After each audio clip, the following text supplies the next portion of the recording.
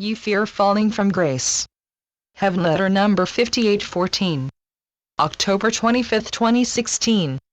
There are different kinds of fear. Rather, there are different excuses for fear. This is not to say that fear is not frightful. Living with fear is like being on the edge of a cliff, and you tremble. You have fear of what fear will throw at you next. There are ego-based fears, like fear of what others may think of you, such as fear of losing your reputation, or fear of not living up to your reputation.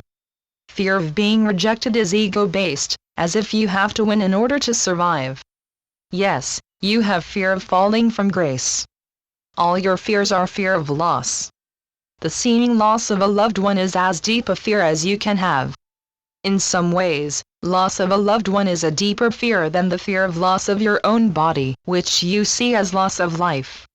Never do you want someone you love to leave you by any means whatsoever. It is no help to you to hear that the grief you feel will pass, for you are also attached to your suffering. Attachment causes you to pay dearly. Come closer to discovering how to love without grabbing hold of it.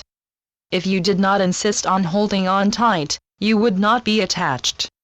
Better to be attached to life as it comes, not to a script that you desire above all. This way, your heart will not ache to the extent it does now. Now your heart bleeds with the thought alone of losing a loved one. You have even pictured loss ahead of time. There is no end to your mourning before the fact. How can you possibly bear the loss of a loved one? The thought alone is too much to bear.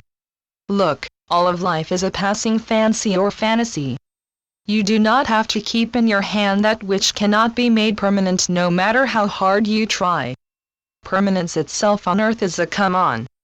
Permanence holds great appeal to you even as permanence is an idea or ideal that does not exist and never did on this plane. When I say loss does not exist, you take what I say with a grain of salt. If you see life as about gain, how can you not experience a deep sense of loss when the illusion is wiped from your eyes? Sense of gain inevitably leads to pain. Instead of a balance, you may have been toppling yourself over. Can you, an ordinary mortal, get over sense of loss, before the fact, as well as after the fact? Don't get stuck in loss. This applies to material possessions as well as your loved ones. It is not that you are to become impervious to loss, but that you disentangle yourself from the sense of loss. In the case of loved ones, hold their hands, yet keep your loved ones free. They are your loved ones, yet never beings owned by you.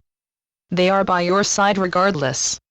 That they leave for whatever reason, they leave because they live their lives and cannot stay longer. Whether it is right or wrong is not the issue. Your having to have is the issue. Love does not bind. Your loved ones are not your captives. They are free-flowing individuals who belong to themselves and to me. Yes, your loved ones are also my loved ones. When it is time for them to come home, they come home. If they live their lives and go off with someone else, this also is their choice even when their schedules do not coincide with yours. The whole world may say that your loved one wronged you. You don't have to see your beloved as a betrayer or weak. The heart. You have no right to mandate another's heart. Your opinions are too often short-sighted. When you are attached, you resent someone's leaving you as though you, by divine rule, must continue as the star of your loved one's heart. You say your loved one is not supposed to leave you. The whole world may say your beloved was weak and betrayed you. This is when the truth is you have your own life to live and have no right to mandate anyone else's life. When a friend leaves, whatever the seeming cause, it is for you to give your blessings and wave goodbye. Keep goodwill. Love with all your heart. Don't kid yourself that you own. Channeled by Gloria Wendroff. Heavenletters.org